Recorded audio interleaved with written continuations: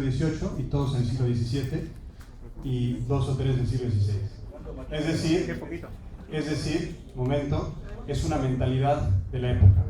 Hay un historiador bastante conocido, Henry Kamen, especialista en la historia de España y en la Inquisición, que calcula el número de gente que ha muerto por la Inquisición. Y sí, en los años de máximo esplendor de la Inquisición, no estoy defendiendo la Inquisición, estoy diciendo, oye, es que hay que contextualizar las cosas. O sea, yo soy el primero que estoy en contra de la Inquisición. Pero, si la contextualizas la Inquisición en los años de mayor esplendor ajustició a 9 personas al año, porcentualmente, en un imperio que iba desde Sicilia hasta Bélgica. Y si la comparas con los tribunales, a 1 de cada 100 condenados a muerte en esos mismos años fue condenado por la Inquisición. Es decir, si tú dices la iglesia es violenta, tienes que decir el Estado es violento. Y creo que el Estado es mucho más violento que la iglesia. Además, supone cerrar los ojos a todo lo que ha hecho la iglesia. Por ejemplo, esta universidad se llama San Marcos, por ejemplo, los hospitales más antiguos de Lima son todos hechos por la iglesia. Es querer ver solo una sección de la realidad. Y eso me refería cuando hablaba yo del ateísmo de carácter fundamentalista. Es decir, yo solo veo lo malo y lo magnífico. O sea, cuando una persona tiene, por decirlo así, un contexto, vamos a ponernos en el contexto histórico. Entonces, ¿por qué vemos ahora mal a Lisis? Bueno, es que estos amigos no han dejado el siglo XII. En el siglo XII estábamos igual. En el siglo XII. En el siglo XXI ya hemos cambiado y ellos no han cambiado. ¿Me explico? Entonces, por eso digo, tu pregunta responde o a ignorancia o a anacronismo, en mi opinión. Segundo, fe y la causalidad, la cuestión de la... Me hacían preguntas, va en contra de las causas, o sea, ¿por qué? Por un lado dices que es cuestión de fe y por otro lado dices que hay causalidad. Yo decía, porque hay razones, también lo dije, hay razones de credibilidad. Es decir, no creo porque es absurdo. Tengo argumentos para pensar que no es contradictorio ni lógico creer. Esos argumentos son las razones de credibilidad que intenté explicar. Pero, obviamente, hacer definitivamente el acto de fe supone fe porque no es una demostración como eso, 2 más 2 es igual a 4 o lo que sea. Cuando hablabas precisamente de cuál es el criterio de selección, precisamente el criterio de selección es la racionalidad.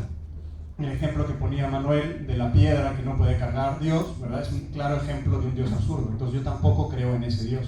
O sea, Dios está regido por su propia razón. Eso es lo que dijo, dicho sea de paso, el Papa Benedicto XVI en Ratisbona, que le causó tantos molestia a los musulmanes y que ahora estamos viendo cómo es verdad. Es decir, ¿cuál es la ventaja competitiva del cristianismo respecto a otras religiones? Sencillamente que es una religión conforme a logos. ¿Por qué triunfó el cristianismo en los primeros años?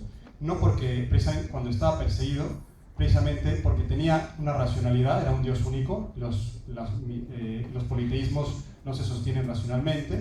Segundo, que incluía los dictámenes de la razón.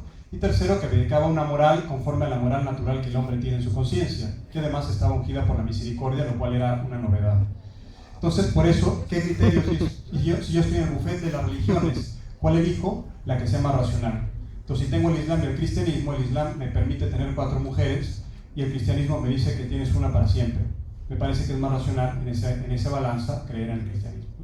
El judaísmo o el cristianismo, el judaísmo me prohíbe comer chancho al palo, prefiero ser cristiano que sí puedo comer chancho al palo. ¿Me explico? O sea, hay una serie de cosas, ¿no? Tú puedes, o sea, hay argumentos racionales que me permiten, ¿verdad?, justificar. Y el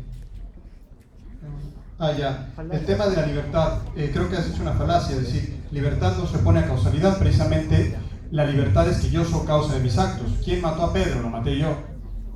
Yo maté, por decir algo, ¿no? O sea, ¿quién es la causa? O sea, precisamente, o sea, la causa es la libertad, precisamente me permite decir, yo soy causa de mis actos. Entonces, causalidad y libertad no están peleados. Y el tema de los milagros, precisamente, que se junta con la siguiente pregunta, ¿no? El tema de los milagros sencillamente me dice que es la muestra de que no todo se acaba en la malla causal física que somos capaces de observar, o sea, que hay algo más. El milagro sencillamente me dice, oye, no, o sea, todo lo que tú ves, y sigues bien, pero no ves toda la cara de la moneda. Tu visión no abarca toda la realidad. Y para que te des cuenta, de vez en cuando, ¡pum!, te dejo ver, por decirlo así, algo que se sale de la norma. apelar a que en el futuro se podrá descubrir la causa no le quita el carácter de milagro, porque en este momento pedí algo y se cumplió. Muy probablemente haya alguna causa. Se me acabó, ¿verdad? Bueno, perdón, no me da tiempo de responder a más cosas. Bueno, vamos a tener una ronda más, quizás ahí. Damos pase al señor Pasimiño. Muy bien, entonces, ¿dónde está la pregunta?